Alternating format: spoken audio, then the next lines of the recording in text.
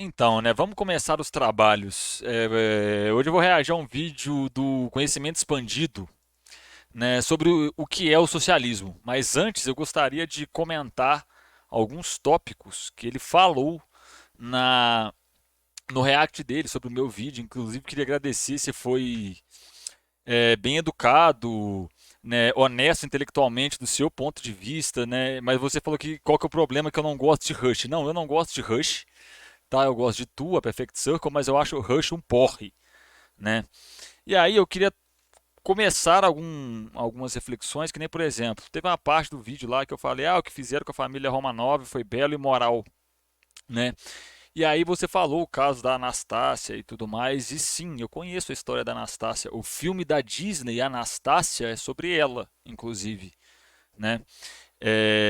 Eu sei a morte que os Romanov tiveram, todos decapitados em praça pública e tudo isso, né? Mas aí você está falando de um processo revolucionário que tem o seu próprio contexto de violência, né? Os processos revolucionários eles são violentos por natureza, né? Então é muito complicado você controlar uma massa enfurecida. Poxa, você pega a Revolução Francesa, morreu criança pra caramba. Você pega todos os processos revolucionários do mundo, né? Morreu gente pra caramba. E aí o que acontece? Eu não vou argumentar muito, eu te convido a ler isso aqui, ó. Esse livro aqui, ó. Diários Vermelhos, saiu pela Ruptura, né? A Guerra Civil Russa, que é um compilado de diários do processo revolucionário russo, dos soldados que lutaram no processo revolucionário russo, né? E é traduzido direto do russo para o português e aí vai te ajudar a esclarecer algumas coisas, né? Vai te ajudar a compreender a situação da Rússia em algumas coisas, né? Porque para começar, em si, a revolução ela não foi violenta. Né? Os caras entram na casa dos caras lá, falam, ó, vocês não mandam mais aqui, mete o pé daqui, senão vocês vão morrer, né? A guerra civil russa em si ela foi violenta e esse livro vai te ajudar a compreender isso um pouco, né? E tipo assim, eu mantenho a minha posição. Eu não gosto de monarquista. Eu não gosto de monarca. O lugar de monarca para mim é na guilhotina, ponto. Ele e a família inteira, tá? Então, tipo assim, tem meus motivos para isso, minhas crenças ideológicas para isso. Então, eu acho que esse ponto eu vou deixar para lá. Você comentou uma coisa que não sabia que se a União Soviética tinha sido o primeiro país do mundo a descriminalizar o racismo. Sim, foi a União das Repúblicas Socialistas Soviéticas em 1934. Foi com Alexei Rykov. Ele foi o comandante depois do Lenin e antes do Stalin. Né? Nessa lei previa discriminação de gênero, racial e religiosa, né? E para quem não sabe, por exemplo, a lei de intolerância religiosa, a primeira que teve na história do Brasil, que foi votada, ela é de redação do Jorge Amado, que era do PCB, né? Então, é, você tem uma proximidade, você tem esse negócio, então nunca existiu nada de que, tipo assim, os comunistas eles são contra a religião. Não, não são. Né? Eu vou até pegar aqui o livro do Marx que fala sobre religião, que é esse aqui, ó, tá na introdução desse livro aqui, ó, Crítica da Filosofia do Direito de Hegel. Deixa eu só achar a página aqui. Oh, meu Deus, tá na crítica já, é introdução, pô. Achei. A miséria religiosa constitui ao mesmo tempo a expressão da miséria real e o protesto contra a miséria real. A religião é o suspiro da criatura oprimida, o ânimo de um mundo sem coração, assim como o espírito de estado de coisas embrutecidas. Ela é o ópio do povo. Né? E o que o Marx está dizendo ali é basicamente a questão de que o homem tenta encontrar problemas, né, resposta para os seus problemas do campo material na espiritualidade. A sua pobreza, às vezes, tipo assim, a dificuldade financeira que a família está passando naquele momento. É um problema de causas materiais. Só que por não compreender a realidade, ele busca as causas desse problema no mundo espiritual. Em nenhum momento Marx desmerece o conhecimento religioso, que para aquela pessoa é uma forma de conhecimento. Ele só fala, o que o Marx está dizendo é o seguinte: esse conhecimento ele pode não ser verificado, mas ele tem que ser respeitado, porque dá sentido de alguma forma à vida para aquela pessoa, né? E por aí você vê, por exemplo, quando você pega a União Soviética, quando ela é formada, o Império Russo, quando Lenin funda, né, a União das Repúblicas Socialistas Soviéticas, ele pega o território do Império Russo e divide. Daí que surgem diversos países, como Lituânia, Letônia, Ucrânia, Belarus, Geórgia, que é o país do Stalin, que vai surgindo esses países, Cazaquistão e tudo mais, né? Então, tipo assim, eu acho que nem você fala, tipo assim, de democracia, ditadura, eu acho uma coisa muito complexa para se tratar, né? Porque, que nem eu falei, a União Soviética foi o primeiro país do mundo a tornar a discriminação racial um crime. Você pega nos Estados Unidos ou em qualquer outro país, você tinha um preconceito fudido. O Brasil passou por tentativas de embranquecimento. Nos Estados Unidos teve as Jim Crow Laws, né? E qualquer país do mundo você vai ver que tem uma política de segregação do homem negro. A União Soviética, 1934. Você está entendendo? E aí você vai pensar, democracia, que nem eu vi você falando, não, democracia para mim é outras coisas, mas o principal é poder votar para presidente. Não só a participação através do voto. Tipo assim, pô, beleza, participação através do voto. União das Repúblicas Socialistas Soviéticas, soviética, né? Soviet vem de conselho em russo, né? Então o que acontece? Em 1905, quando a revolução é tentada pela primeira vez e não dá certo, né? Surgem os sovietes, que foram os conselhos de fábrica. Para quem não, para um termo mais familiar para as pessoas, sindicato, correto? O sindicato no Brasil é a mesma coisa que o soviete na antiga Rússia, né? E aí o que acontece? Os revolucionários, eles veem nesses sovietes a pedra angular, a pedra direcional, a ponta de lança para a democracia proletária, né? Quando acontece a revolução, se monta um esquema bem interessante que é o seguinte: cada bairro tinha o seu conselho responsável por aquele bairro. As pessoas votavam dentro do soviete, né? E elegiam uma pessoa. Depois, o passo seguinte era o confronto entre os representantes de cada bairro, uma nova votação. O ganhador disso se tornava prefeito. Estou trazendo para a linguagem de cá, para quem está assistindo o vídeo poder entender melhor, tá? E estou dando uma simplificada no processo político para ficar mais didático, né? E depois, quando você tinha todos os prefeitos, eles pegavam todos esses prefeitos e era feita uma nova eleição, né? E aí, quem ganhava a eleição representava aquela região daquele estado. E ia escalonando assim até o cargo de presidente, né? E aí o que acontece? Como a União das Repúblicas Socialistas Soviéticas era a união de várias repúblicas, você tinha o Soviete Supremo, que era responsável por todas as repúblicas, né? E aí você vai falar que isso é ditatorial? O Stalin foi eleito assim. Você vai falar que isso é ditatorial? Quando abriram os arquivos da União Soviética, encontraram várias cartas do Stalin pedindo a renúncia do cargo. Não, eu não estou falando que ele é santo, eu estou falando que tem uma história por trás desse homem. Ele tentou desistir várias vezes do cargo e o partido obrigou ele a continuar no cargo.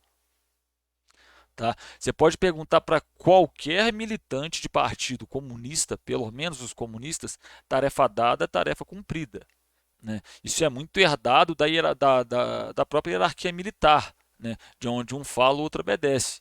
Porque ali dentro está tratando de tarefa. Você tem que fazer esta tarefa. E acabou a conversa. Por quê? Por causa disso e disso e disso. Porque o grupo te acha o mais apto para isso. O grupo votou para isso. O Léo Péricles, que foi candidato pela UP, né, pela Unidade Popular, e a Sofia Manzano, eles não chegaram, eu quero ser presidente. O partido escolheu eles. O coletivo escolheu eles para ser candidato. Isso para mim é democracia, tá? Esse sistema que eu falei da União Soviética, ele se aplica a Cuba, ele se aplica à China, ele se aplica ao Vietnã, ele se aplica ao Laos, ele se aplica à Coreia do Norte. É esse esquema que funciona nesses países, né? E o que acontece?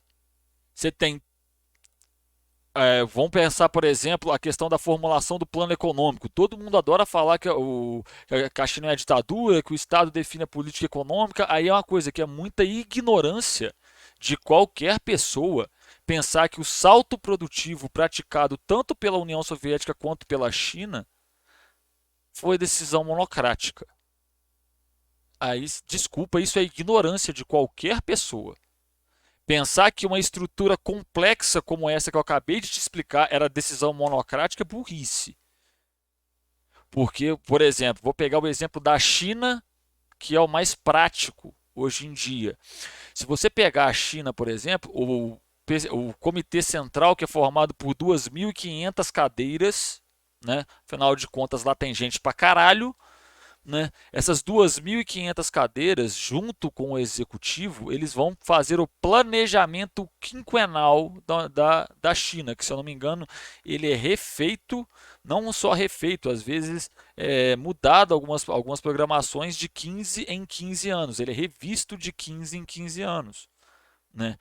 Quando chega na época desse programa, eles pegam, formulam esse programa, ele passa por universidades, ele passa pelos governos estaduais, pelos governos regionais, pelos governos da cidade, pelos prefeitos, né, pelas prefeituras, ele passa pelas comissões de bairro. É assim que era feito o orçamento da União Soviética. É assim que é feito o orçamento na China. É assim que é feito o orçamento na China. Tá? Pensar que aquilo ali é o Xi Jinping batendo o martelo, alcançando daquele jeito é ignorância, né? Quando que você escolheu o Loconte? Eu não sei se seu nome é Laconte ou Loconte, mas vamos prosseguir. Quando que você pôde votar no orçamento da sua cidade? Qualquer chinês pode. Qualquer norte-coreano pode. Qualquer cubano pode. Tá? Isso para mim é democracia. Não é votar e alguém te representar. É você atuar politicamente cotidianamente. Você participar da construção política da sua cidade, do seu bairro, do seu estado, do seu país cotidianamente. Mas que também você tenha, além dessa participação política, você tem os seus deveres, que é o seu trabalho, você tem o seu direito ao lazer, à aposentadoria, entre outras coisas. É ditadura? Isso é ditadura? Eu lembro de um tempo atrás, a galera começou a veicular uma foto na internet de uma mulher que ela era vereadora da cidade dela. E ela trabalhava normal, porque lá cargo de vereança não tinha salário, né? Você estava servindo as pessoas da sua cidade, da sua região e por aí vai. E aí o que acontece? Ela trabalhava numa fábrica de tecelagem. Ficava uma placa em cima da máquina dela de costura, falando, vereador da cidade tal, mora no endereço tal, você entendeu? Ocupação tal, ficava a placa em cima da pessoa avisando que ela era de cargo político, que ela era representante do parlamento, papapá, papapá, papapá, papapá. É assim. Era, quer dizer, né? Minha ex, saudades da minha ex, saudades que eu não vivi com a minha ex, União Soviética. Isso para mim é democracia. Isso para mim é democracia. Eu lembro que você falou, por exemplo, do voto na Nova Zelândia. Né? O voto foi primeiro na Nova Zelândia. Quando eu estou falando de participação política, eu não estou falando de votar, não, filho. Eu estou falando de cadeira no legislativo. Tá? Cadeira no legislativo. Mulher ter cadeira no legislativo, cadeira no executivo, cadeira no judiciário. Né? E isso, para mim, é participação política. A União Soviética foi o primeiro país a fazer isso. Né? Vai de graça para você, você pode procurar isso também na internet. A União Soviética foi o primeiro país do mundo a legalizar o aborto, 1920. Pode conferir isso na internet. Tá? O outro sobre o racismo e a questão religiosa, 1934, Alexei Rykov. Eu estou te falando o nome do chefe de Estado. Tá? E outra coisa, vamos trazer aqui a tela, né? Porque aqui eu vou precisar te mostrar uma coisinha. Pera aí. Cadê? Aqui, aqui. Então, você falou que a menina falou, uma participante do seu chat falou o seguinte, que tinha 8 partidos na China e você falou que era mentira. Vamos lá então. Lista de partidos chineses. Lista de partidos políticos da China, né? Aí vem. A República Popular da China é um estado de partido único sob liderança do Partido Comunista Chinês, né? CCP, no caso PCCH. Né, que a gente chama aqui no Brasil, que se você tirar o H fica PCC, já sabe o problema que dá. Que se define na sua Constituição como ditadura democrática e popular conduzida pela classe trabalhadora e baseada nas alianças dos trabalhadores e dos camponeses, que é no fundo a ditadura do proletariado. Salve Marx. Artigo 5 da Constituição de 4 de dezembro de 1982 prevê, no entanto, a existência de outros partidos além do Partido Comunista Chinês, da China, que é denominado Partido Dirigente. Entretanto, a dominação do Partido Comunista é tal que a China é efetivamente um estado de partido único. O que acontece? Na China, você tem, sim, 8 partidos, né? Só que eles não disputam em nenhum momento o poder central do país. Tem um porquê de ser assim, tá? Tem um porquê, tem um motivo histórico para isso, tá? Aí a questão, mas eu não concordo. Beleza, eu não concordo, né? Mas aqui tipo, o que eu tô fazendo um debate sobre democracia, debate sobre democracia é o que vai muito além de só você poder votar. Esse esquema político que eu te expliquei todo para trás é a China de hoje em dia. Você for lá hoje, você vai ver isso funcionando. Tá? Mas não tem protesto. O Felipe Duran postou um tempo atrás no Twitter, eu não vou procurar que vai demorar, né? Postou um tempo no Twitter uns cartazes de, da China de protesto. Antes que alguém pergunte, ele mora na China, né? Ele tem um canal no YouTube, eu vou deixar linkado aqui embaixo, né? E aí, tipo assim, então não é do jeito que você fala. Tem até uma entrevista do George Lucas falando que, por exemplo, que os cineastas soviéticos eles tinham muito mais liberdade criativa para trabalhar qualquer assunto. Eles só não podiam falar mal do governo. Agora, a crítica social, falar mal no sentido, tipo assim, a um sentido de questionar ou tentar tirar o poder dos caras. Mas você podia criticar uma política aplicada por eles.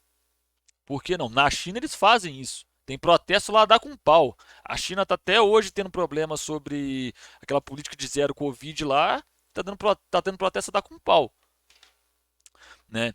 E aí tem outra coisa que eu acho interessante também, é a questão da propaganda. Questão da propaganda antissoviética, anticomunista. Eu vou até mostrar aqui agora, ó. Eu te recomendo esse livro aqui, ó. Quem pagou a conta, a CIA na Guerra Fria da Cultura. Por quê? Eu vou ler só esse trecho aqui para você entender que aqui vem um resumo escrito por outro autor. Não é segredo que, com o término da Segunda Guerra Mundial, a CIA passou a financiar artistas e intelectuais de direita. O que poucos sabem é que ela também cortejou personalidades de centro e de esquerda, no esforço para afastar a inteligência do comunismo e aproximá-la do American Way of Life. Francis Stoner Sanders detalha como e por que a CIA promoveu congressos culturais, exposições e concertos, bem como as razões que levaram a publicar e traduzir nos Estados Unidos autores alinhados com o governo americano e a patrocinar a arte abstrata, como tentativa de reduzir o espaço para qualquer arte de conteúdo sexual. Sexual não, social, desculpa.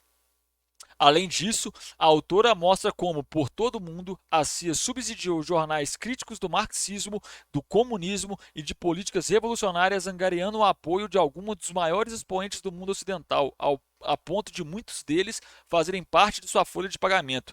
Na lista está Hannah Arendt. Na lista dos autores que são corrompidos intelectualmente, que é citado no livro, está Hannah Arendt, está o George Orwell, da Revolução dos Bichos, daquele entulho para lá. E se você quiser saber sobre como a União Soviética caiu, eu recomendo este aqui, ó, Socialismo Traído. Tá? Não, a União Soviética acabou porque foi uma crise econômica. Se crise econômica desse cabo de sistema, o capitalismo já era. Quando Engels escreve, se eu não me engano, a situação da classe trabalhadora na Inglaterra, ele já fala sobre 8 crises do capitalismo. Se crise desse cabo de sistema, o capitalismo já era. Não existia, né? Ah, e por último não, tem mais uma coisa que eu queria falar. Eu falei com você sobre a letra do Marx, né? A letra do Marx é feia. Só por curiosidade. Mano, peraí.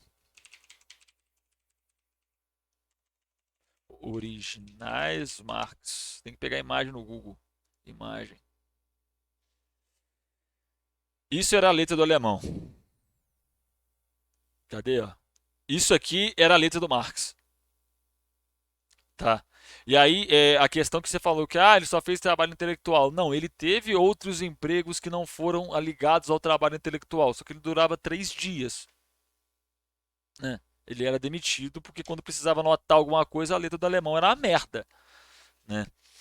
E outra coisa, né, que você falou, por exemplo, por último, né? Você falou, não, que pode ter um caso de um cara ali que deu a sorte e ficou milionário. Ou senão o cara trabalhou, porque ele saiu do milhão pro bilhão, né? E aí eu. E não é tão simples assim, não é? Eu posso pegar, por exemplo, só como exemplo a Amazon, né? A Amazon é uma empresa de internet, ela trabalha só com internet.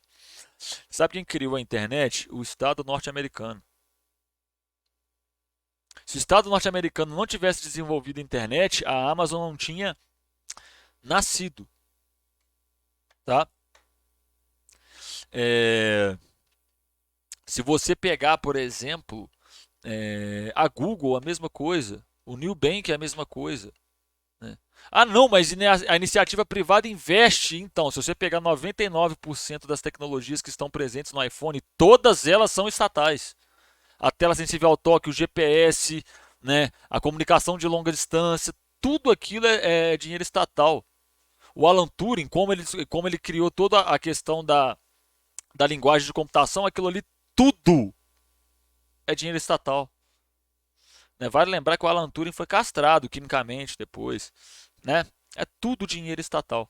O Jeff Bezos, ele fundou a Amazon em 1991.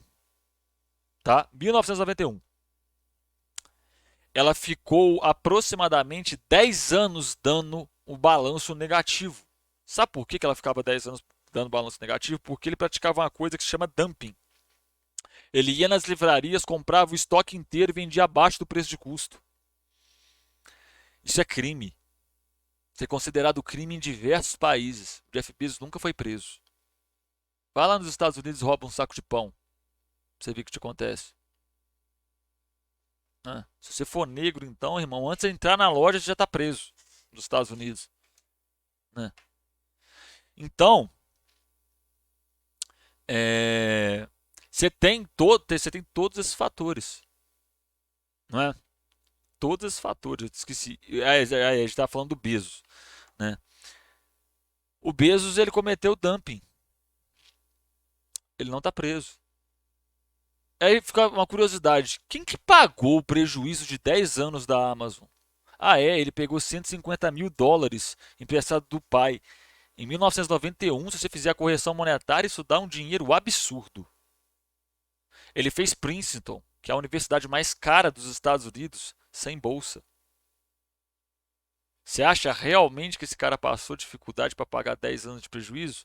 E por que se faz isso? Porque ele quebra a concorrência.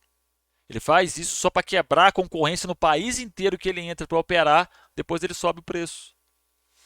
As promoções diminuem, os gift cards vão diminuindo. Né? Jeff Bezos pratica crime. Oficialmente ele pratica crime em todos os países que ele opera. Você quer ver um exemplo simples? Vai no site da Boetempo, olha o preço do capital e vai na Amazon e você vê a diferença do preço. A Boetempo é a editora que fabrica o livro. Vai lá, contrata o tradutor, contrata o designer. Ela é responsável por este processo. O livro lá está mais caro que na Amazon. Um capitalista não é um cara que tem muito dinheiro. O capitalista é o cara que detém o monopólio sobre os meios de produção e reprodução da vida. Não é o dono da padariazinha de esquina que eu tenho problema. Eu tenho problema com o Jeff Bezos, é com o Elon Musk, é com o Jorge Paulo Lemann, é com o Paulo Scarfe. Meu problema é com esses caras, tá? Que eu acho interessante também que muita gente adora falar, por exemplo, não, porque no socialismo as coisas são tudo estatal. É tudo estatal. A Huawei, você sabe a Huawei, né? A primeira empresa a manufaturar o 5G no mundo, ela é uma propriedade coletiva. 99,9% das ações dela, se eu não me engano, é um valor assim, tá? Eu não sei precisamente, acho que é 99%, né, das ações de voto, das ações de controle da empresa, são dos sindicatos. O resto é do fundador da empresa. E o fundador da empresa não cansa de dar entrevista falando que ela tem que ser de propriedade coletiva porque é o correto, né? E aí o que acontece? Ela é a maior empresa de tecnologia do ramo de telecomunicações do mundo. Se você pegar o modem da sua casa agora e olhar, ele tem ou ele é da Huawei ou ele tem componente da Huawei. Quando você pensa no socialismo, você pensa numa coisa completamente diferente. Você falou: "Ah, não, a China não é socialista". Querido, socialismo não tem fórmula. Socialismo não é um bolo que você faz. Nem capitalismo não é um bolo que você faz. É um modo de produção. São formas de organizar a sociedade de formas diferentes. Ah, na União Soviética tinha Partido Único. Tinha Partido Único, sim. A União Soviética perseguia os opositores deles. Sabe o que era crime na União Soviética? Fascismo e nazismo. Esses eram os opositores que estavam nos gulags. Tem pena de nazi? Era crime na União Soviética propagar fascismo e nazismo. Que eles sabem quanto custou para a União Soviética. Foram 22 milhões de mortos na Segunda Guerra Mundial, do lado soviético. Sabe a quem, por exemplo, que eles acreditam todas essas mortes da guerra? Ao Stalin. Tá? Você falou, por exemplo, dos campos dos gulags. Ah, os campos de concentrações russos. Não, gente, aquilo era uma cadeia. Cadeia tem no Brasil, tem na Malásia, tem na Indonésia, tem em Singapura, é cadeia, sistema prisional. Máquina da morte de entrar e matar os outros, quem fez foi os nazis, tá? Bom, vamos pro React aqui, né? Que eu acho que já ficou muito longo, aí deu 27 minutos, vocês vão sofrer. Se você for responder, você vai sofrer para responder isso, né? Mas vamos pro React aqui? Vamos pro React. Vamos lá. Com certeza, o socialismo é uma teoria política um tanto quanto controversa. Alguns se mostram Com certeza ele é uma teoria política. Eu já ia falar, meu Deus, temos um Sherlock Holmes aqui, mas aí ele completou a frase e perdi o time também. fortemente contra, outros se mostram a favor. Muito se fala sobre essa ideologia, mas no fim, nem todos sabem defini-la.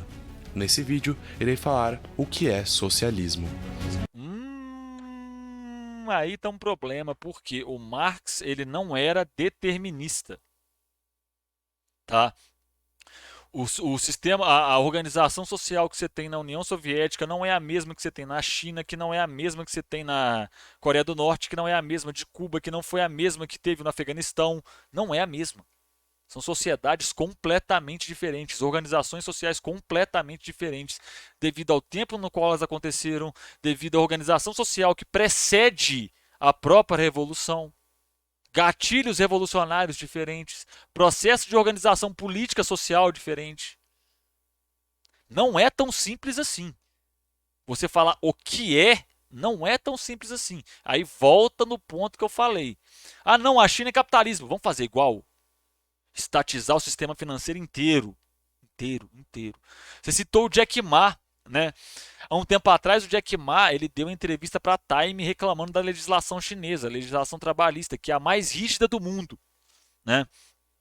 E aí que ele ficou um tempo sumido. Então, você sabe o que ele realmente ficou fazendo nesse tempo sumido? Ele estava negociando com o PCCH a não estatização total da Alibaba.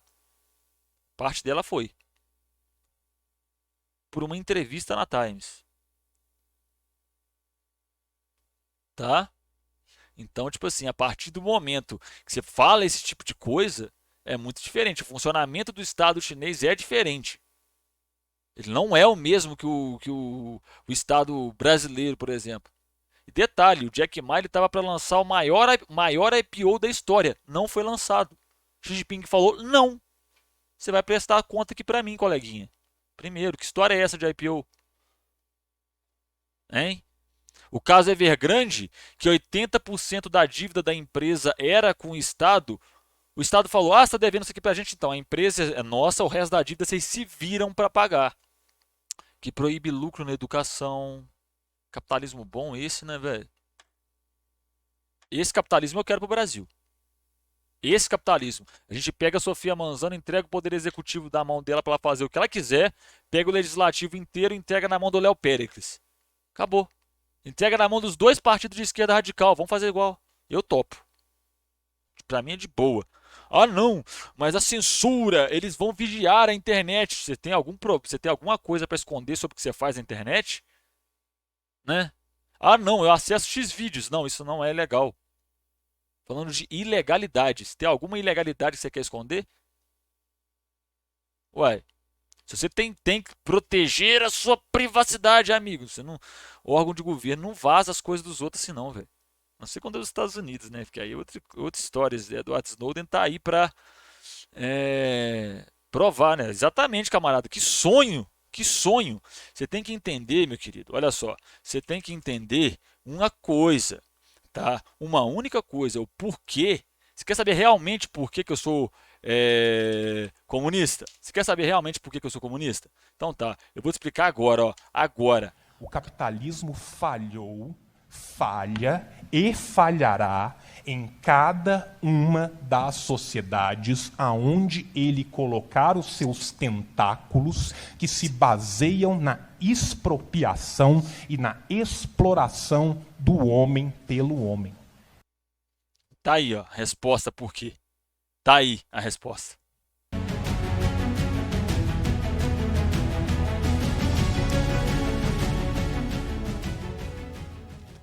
Caralho, ele escolheu um frame bonitão, velho. Esse frame é bonitão.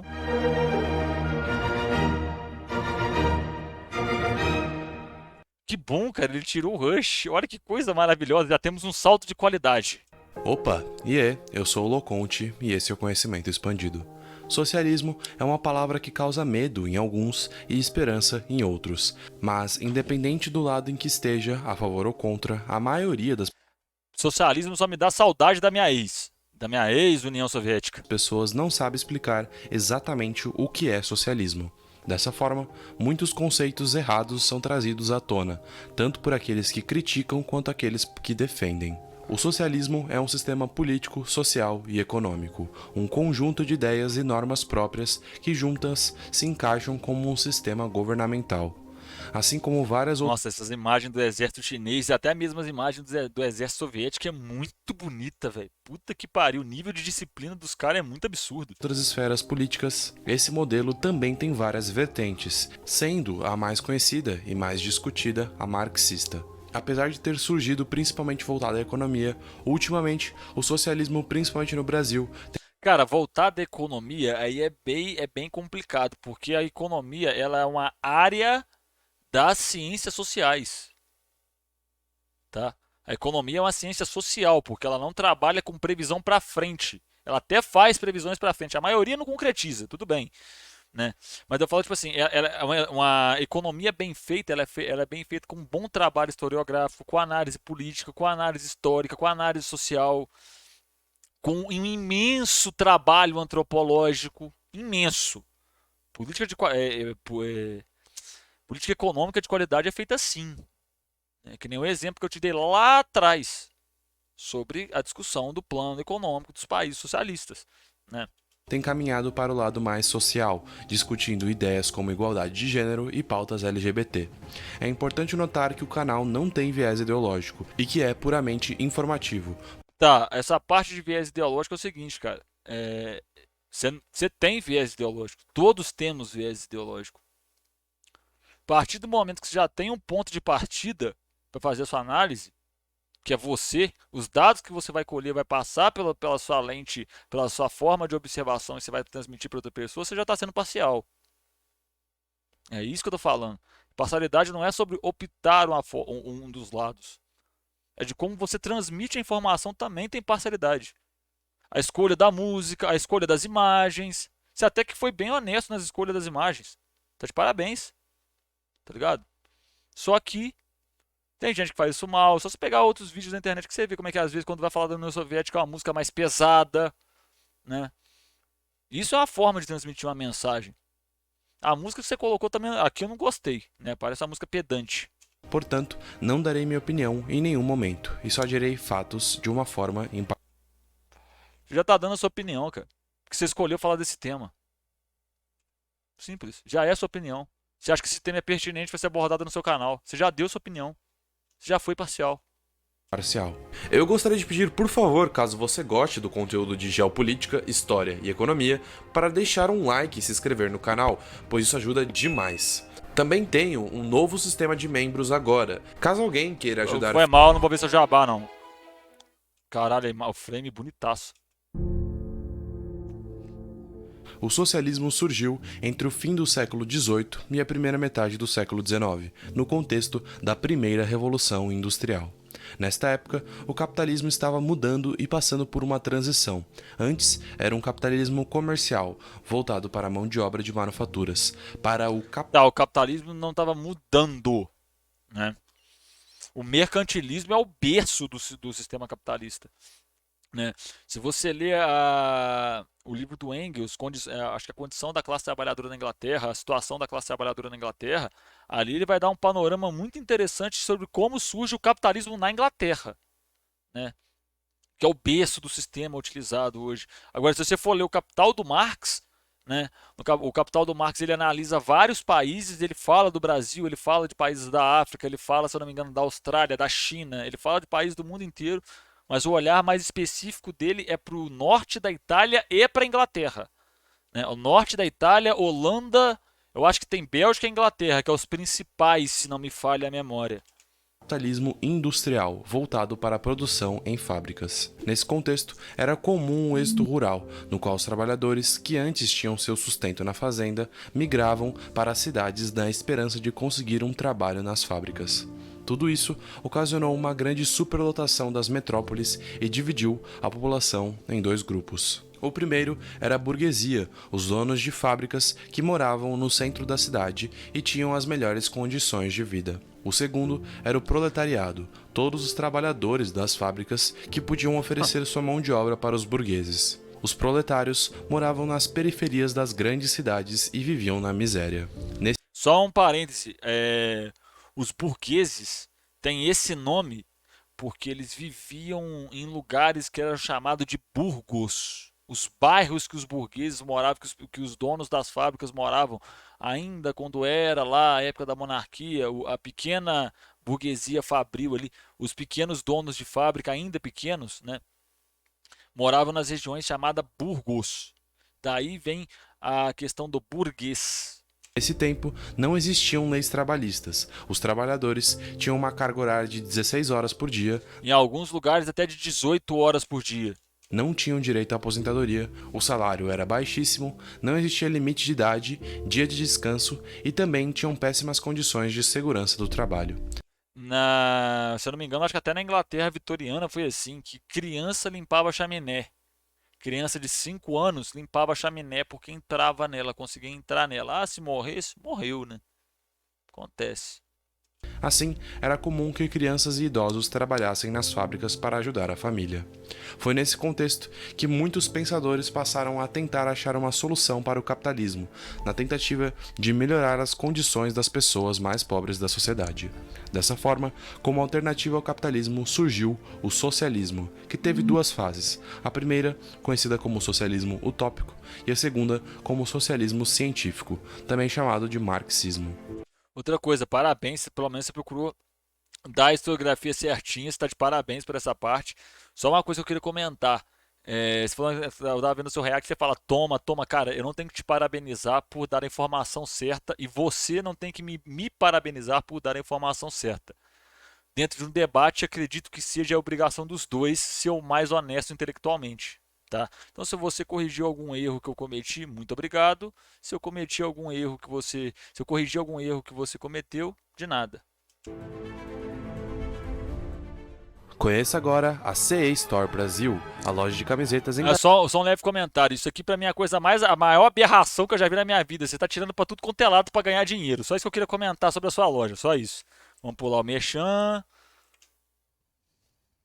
Pera aí. O socialismo utópico foi a primeira corrente de pensamento socialista. Ele também surgiu no contexto da primeira revolução industrial. Ele diferia do socialismo científico, pois não necessariamente apoiava o fim do capitalismo, uma revolução e o fim da propriedade privada. Seus principais teóricos foram Claude-Henri de Rouvoy, Charles Fourier e Robert Owen, cada um com o seu próprio pensamento O Marx dá um cacete no Fourier na ideologia alemã. em relação ao modo de como as coisas deveriam ser. Claude-Henri pensava que os ricos deveriam entender que melhorar as condições de vida dos mais pobres implicaria na melhoria de suas próprias condições de vida. Ele não defendia o fim da propriedade privada e nem do capitalismo em si, mas apoiava uma forte intervenção do Estado na Social-democrata. No fim das contas, essa vertente vira social-democracia. economia. Sua ideia era de que existissem instituições sociais para melhorar intelectual, moral e fisicamente as condições das classes mais pobres e numerosas. Tudo isso ocorreria através do progresso industrial e científico. Já Charles Fourier pensava diferente. Ainda que dentro da sociedade capitalista, Fourier propôs a criação de sociedades comunitárias e independentes. Essas comunidades viveriam isoladas da sociedade e não buscariam igualdade absoluta, e sim uma diferença de renda. E aí o Marx vai discorrer porque que isso é impossível. Tem toda a discussão da formação dos estados nacionais, né? Quando ele vai falar lá no Guerra Civil na França. Eu não vou me alongar muito nisso não, que já está grande, 40 minutos. Mas que não fosse tão distante como o capitalismo industrial da época. Ele também defendia que isso poderia ser alcançado através do desenvolvimento industrial. Se todos trabalhassem mais felizes, as indústrias teriam mais rendimentos. Porém, Robert Owen também havia pensado em comunidades independentes, mas, diferente de Fourier, dessa vez pregando a igualdade absoluta, com a única hierarquia presente sendo a da idade. Em sua sociedade, a moeda de troca seriam as horas de trabalho.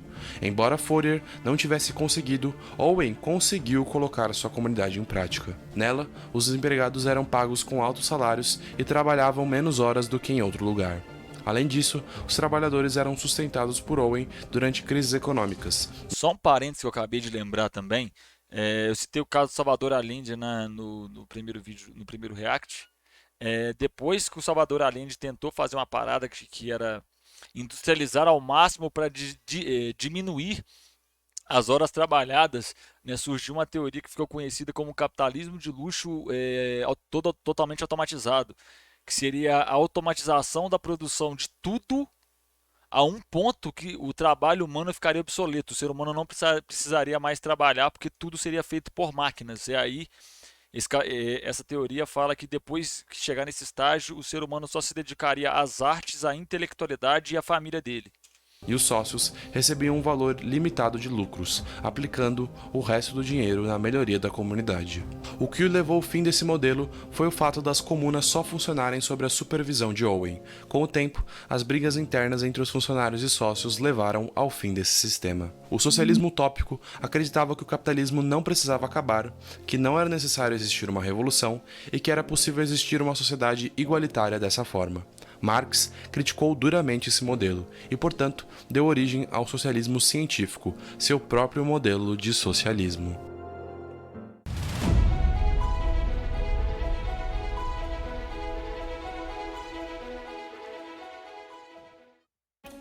O socialismo científico foi escrito por Karl Marx e Friedrich Engels, esse bem mais radical que o socialismo. Para quem quiser conhecer um pouco sobre a vida do Marx, na minha árvore de links tem todos os meus perfis, eu vou deixar para quem está vendo no YouTube, eu vou deixar linkado aqui embaixo.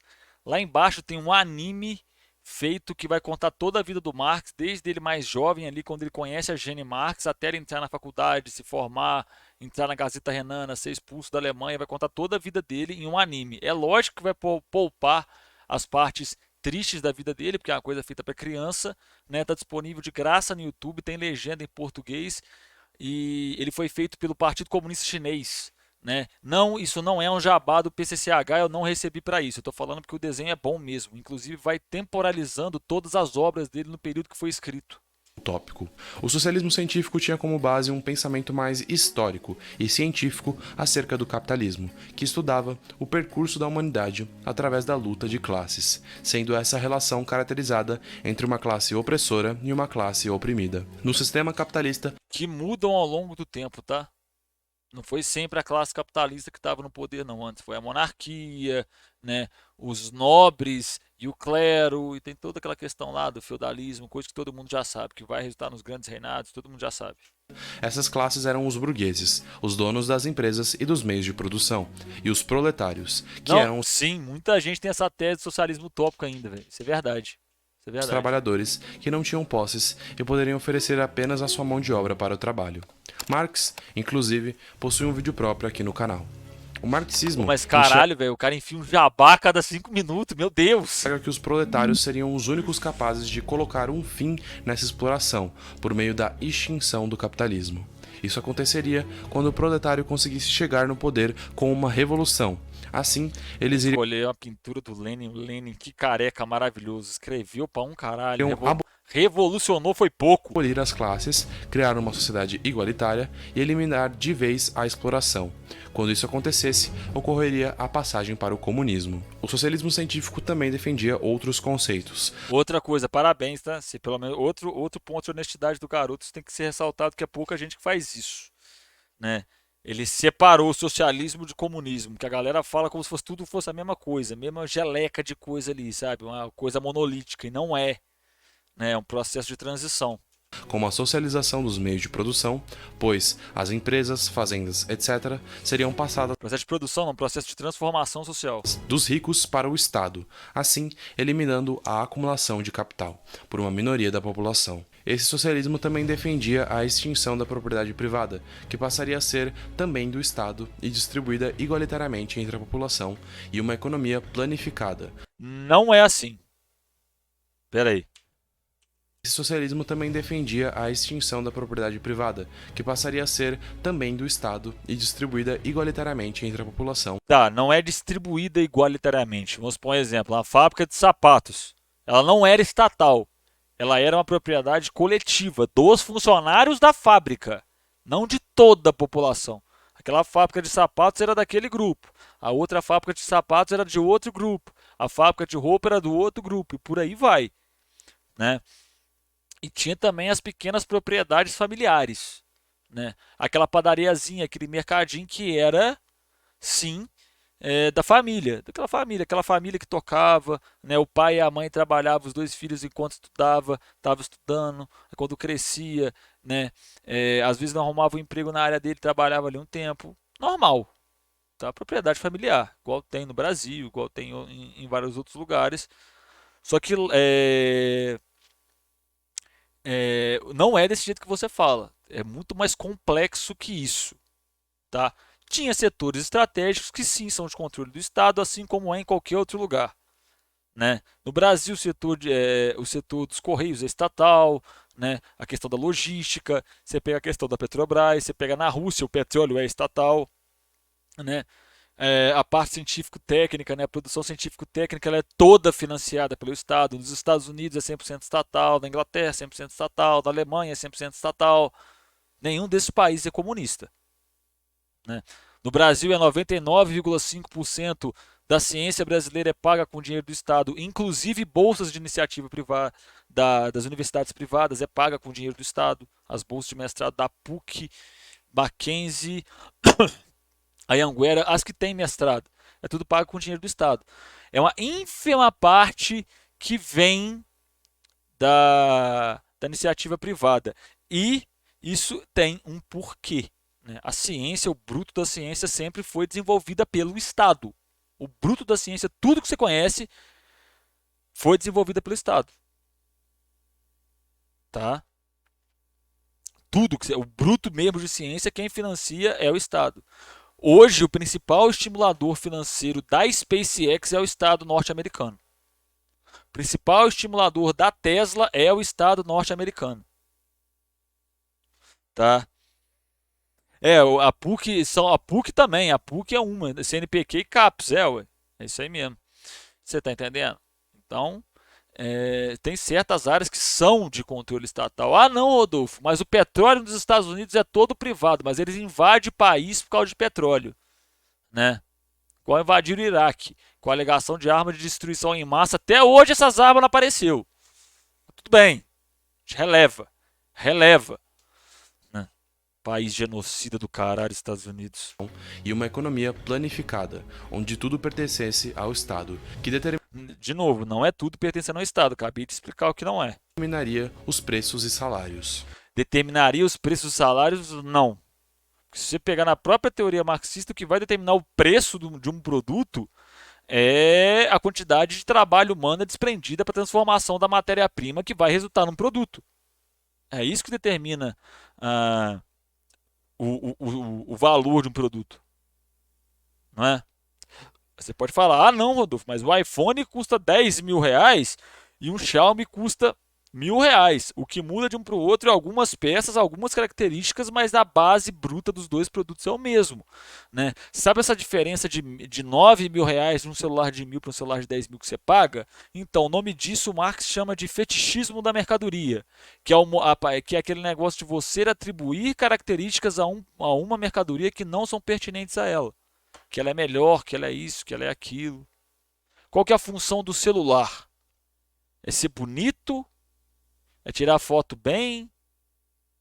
Ou é te manter, permitir a sua comunicação? É ter um software, no caso da câmera, todos tiram foto bem hoje em dia. Né? Mas falar, ah não, esse software, esse ecossistema da Apple é melhor. Não, ele não tem essa função. A função dele é permitir a sua comunicação. Qualquer outra característica que você atribua a ele não é pertinente a ele. Tá? E fetichismo vem de feitiço. Marx e Engels também discutiram e criaram uma nova percepção para o materialismo histórico. Segundo eles, essa nova configuração social se relacionava com a desigualdade econômica das diferentes camadas sociais. Para o materialismo histórico, esses fenômenos sociais tinham respostas nos meios materiais. Sendo assim, em uma sociedade capitalista, os sujeitos são moldados de acordo com a sua situação material ou econômica, e por isso eles estarão submetidos a realidades materiais diferentes. Inclusive, é no socialismo científico marxista que ocorre a confusão entre o socialismo e o comunismo. Segundo a teoria marxista, o socialismo seria uma etapa para se chegar ao comunismo. Este, por sua vez, seria um sistema de organização da sociedade que substituiria o capitalismo, implicando Se o Nando Moura ver esse vídeo, vai te chamar de comunista. o desaparecimento das classes sociais e do próprio Estado. Ou seja, primeiro a sociedade implantaria o Não é o desaparecimento do Estado por completo. Algumas instituições acabariam ficando porque é inevitável. Tem certas coisas que precisam, sim, de manter um debate político vivo e tudo mais. Pode ser, no caso, por exemplo, as instituições de segurança, não é? Até porque se você pegar o Durkheim, ele vai falar que é impossível acabar com o crime numa sociedade. Tá pegando Durkheim, ele vem antes do Marx, né? Ele vai falar até um certo ponto que o crime, até certo ponto, ele é importante para manter a regulação social, do comportamento social, do que é certo, do que é errado, para manter essa linha desenhada, esse limite desenhado, né? Não é chegar lá e riscar o Estado do mapa, né? Até porque o Estado não é uma entidade fantasmagórica, o Estado tem caráter, ele surge de uma necessidade de classe não, de uma necessidade social, né? E também de classe, né? Você pegasse as sociedades tribais, elas tinham sociedades que eram matriarcais. A última voz era da mulher, porque naquela sociedade a mulher era a figura mais importante, porque ela garantia a continuidade da espécie. A mulher quanto ser biológico, não enquanto ser social, tá? Tem uma diferença muito grande entre as duas. Né? A mulher quanto ser biológico, que eu falo, é aquele animal, né, dotado de racionalidades, né, com instintos, né, de sobrevivência, de alimentação, instinto sexual. Sim, o libido sexual ele é um instinto, ele se manifesta sobre o indivíduo. Você não escolhe a sua sexualidade, ela se impõe sobre você. Né? Se você passou em algum momento da sua vida se perguntando se você gostava de homem ou de mulher, ou gostava dos dois, provavelmente você era a outra opção. É aquela que você se questionava. Será que eu gosto de homem? Provavelmente você tem grande chance de ser gay ou de ser bissexual. Só que você reprime isso devido à condição social na qual você vive, aonde a normatividade é a heteronormatividade e por aí vai. Né? Não é esse ponto que eu estou falando a questão biológica. A mulher que garante o parto, que garante a continuidade da espécie. Questão biológica. Apenas. Por isso que as mulheres eram as líderes nessas sociedades tribais. Tanto é que o Marx e o Engels, eles têm eles vão falar que a primeira noção de propriedade privada que o homem tem não é dele sobre a terra, é dele sobre o corpo da mulher. Ele fala que a primeira propriedade privada que o homem teve foi o corpo da mulher, para depois vir a propriedade sobre a terra. Porque naquela época, a sociedade, você não tinha como saber de quem que o filho era, né? E era muito comum a poligamia e a poliandria. Um homem se relacionar com várias mulheres e uma mulher se relacionar com vários homens. Não tinha como você saber de quem que o rapaz era pai. Mas uma mãe sabe quem que é filho dela. Você pode pegar uma foto sua com um monte de guria, assim, lá do jardim de infância, botar na mesa, mãe, cadê eu? Ela vai apontar tua cara, tá aqui, ó.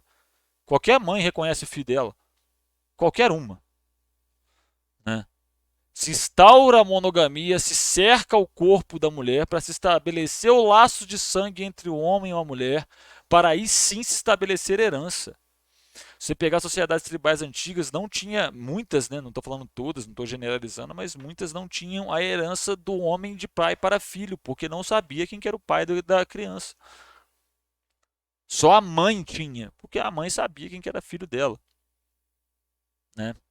Então, se cerca o corpo da mulher para se estabelecer esse laço. A primeira noção de propriedade privada que o homem tem é sobre o corpo da mulher. Depois vem a propriedade sobre a terra. Então, aí depois você tem os atritos que vão surgindo, né? O último capítulo da origem da família, da propriedade privada do Estado, do Engels, explica isso muito bem. Socialismo, onde o Estado teria o controle da economia, e depois o Estado deixaria de existir, e assim seria atingido o comunismo. Contudo, o comunismo nunca chegou a acontecer, e assim, todos os países que Corretíssimo. se denominaram comunistas, na verdade são socialistas. Não é por causa do tipo, é muito mais para uma questão de mostrar a finalidade, também tem uma questão estética envolvendo, né, para nunca perder a direção de onde se quer chegar. Tem várias discussões do porquê do nome comunista, né? União da, em alguns regimes que se proclamam comunistas, mas até onde eu sei, nenhum deles se proclama comunista. O nome do partido é comunista. União das Repúblicas Socialistas Soviéticas, República Popular da China, República Popular da Coreia, né? De Cuba eu não vou lembrar, e nem do Vietnã e do Laos eu não vou lembrar, mas esse eu sei de cabeça.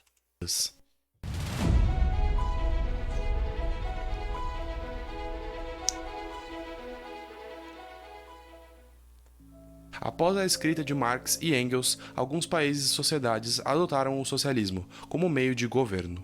Muita gente não sabe, mas o primeiro de todos a tentar um modelo semelhante a esse foi a França, com a Comuna de Paris. Sim, ele é historicamente considerado o primeiro governo proletário da história, inclusive.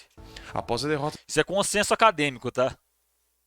Tá certo, é só isso que eu queria falar. da França na Guerra Mas acertou mesmo. Parabéns. Franco-Prussiana, Adolf Thiers assumiu o poder É bem próximo o nome, né? francês e assinou um acordo de paz com o chanceler prussiano Otto Bismarck. Como o acordo era extremamente favorável à Prússia, a classe operária não concordou com o contrato firmado e se revoltou contra o governo francês. Para entender essa parte, eu recomendo o livro A Era das Revoluções, do Hobsbawm. Eu já li, é muito bom. E Guerra Civil na França, do Marx também, que eu já li, é muito bom.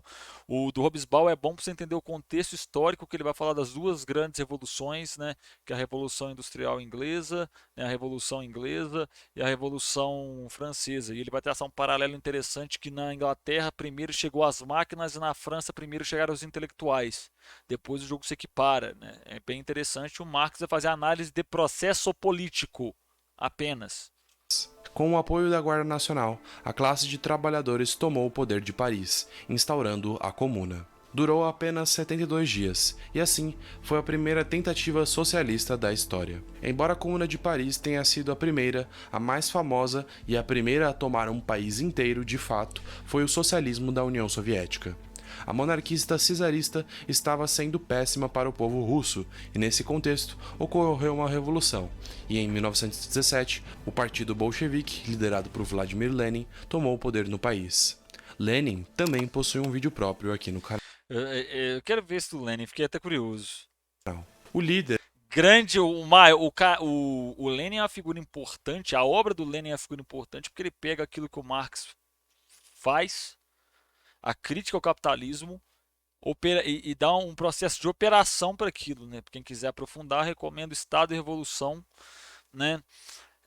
Do Lenin. É uma obra muito boa. Ele vai dialogar muito com Guerra Civil na França e com 18 de Brumário do Marx. 18 de Brumário, que por sinal é uma análise política genial e ajuda muito a entender o governo Bolsonaro, inclusive. enfrentou diversos defensores do antigo regime, levando a uma guerra civil. Com o fim do confronto, o governo trouxe alguns princípios capitalistas, como a nova política econômica, a NEP, que trouxe investimentos estrangeiros para o país, pequenas fábricas e uma certa diferença salarial. Em 1922, sob o governo de Joseph Stalin, a Rússia se une a vários outros países europeus para constituir oficialmente a União das Repúblicas Socialistas Soviéticas. Tá, tem a Revolução, ó, vamos lá. Tem a Revolução, tem o Império Russo, ele é desmantelado em vários países, daí que vai surgir Letônia, Belarus, aquele caso que eu já falei lá atrás. Tá? Não é bem assim. Isso eu estou falando para conferir. O território do Império Russo ele abarcava todos esses países que eu falei. Tá? Ucrânia e tudo mais. A URSS. Durante seu governo, Stalin aboliu o NEP e estabeleceu os planos quinquenais, onde as metas da economia soviética Tá, é só uma troca é só uma mudança de programa, tá? Muda de um programa para o outro, tá? Não foi porque ele é um ditador, é uma mudança de programa. Todos os países fazem isso.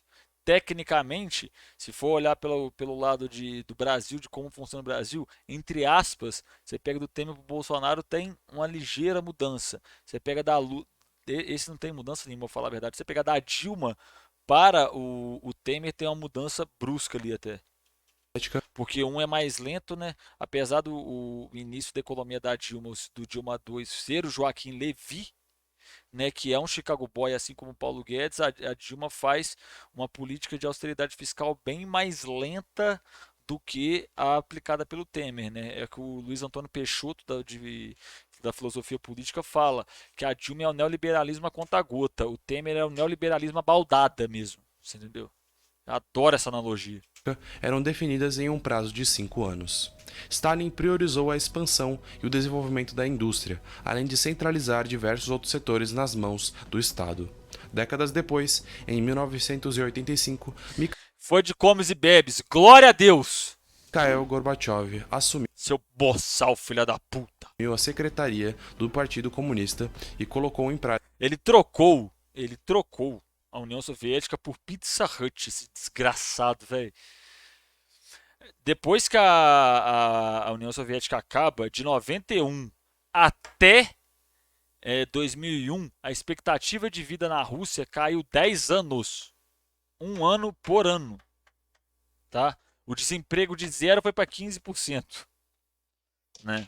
Vale lembrar que antes da queda da União Soviética teve um plebiscito na população para saber se mantinha o regime ou não. Mais de 80% das pessoas votaram a favor da manutenção do regime. Tá? Tem regiões que a votação chega a ser de 98% em alguns países menores. Tá? Só que passaram por cima, bombardearam o parlamento, fizeram um monte de merda, foi de cima para baixo. Né? Leiam Socialismo Traído, esse livrinho aqui da Lavra Palavra. Tá? prática os planos da perestroika, reestruturação, e glasnost, transparência. Essas medidas acabaram levando ao fim do socialismo na Rússia e em diversos outros países no começo da década de 1990. Isso aí foi correto. A implementação do capitalismo na Rússia, na União Soviética, foi um programa político. Parabéns, foi honesto. 1990, sendo marcada como o fim de uma era. Alguns outros países O maior desastre humanitário da história da humanidade. adotarem o sistema socialista são Cuba, China, Coreia do Norte, Vietnã Uai, mas você falou naquele outro vídeo que a China não era socialista? Uai. Uai. e boa parte da Europa Oriental, dentre outros. Esses são chamados exemplos do socialismo real. Inclusive, é um fato que boa parte dos regimes socialistas pelo mundo começaram ou se tornaram governos autoritários e até totalitários.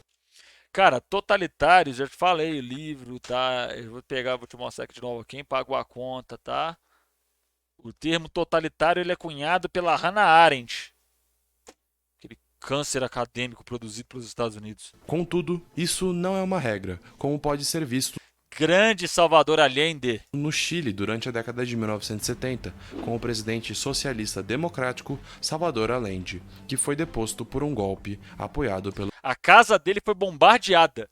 Inclusive, para quem tiver curiosidade, tem as últimas palavras do Allende gravadas em áudio no YouTube. Se você prestar bem atenção, você ouve o barulho dos caças da Força Aérea Norte-Americana passando no fundo. os Estados Unidos.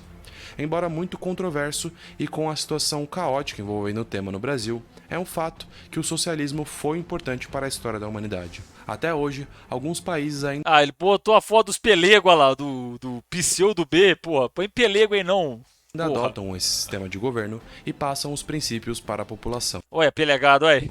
Agora você entende no que se baseia esse sistema governamental, como foi criado e algumas experiências mundo afora. Bando de troscos gramados esses caras, velho. Puta merda. Já ficou muito longo aí, tem 1 hora de vídeo. Pra você que viu até aqui, meu muito obrigado. Ô, Loconte, espero ver seu react depois em live, tá? Pra saber a sua opinião sobre esse vídeo. Pra você que ficou até aqui, aqui tem outro vídeo. Se você ficou até aqui, né? Aqui tem outro vídeo. Aqui tem a bolinha pra você se inscrever. Um beijo enorme no seu coração. Até a próxima aí. Falou!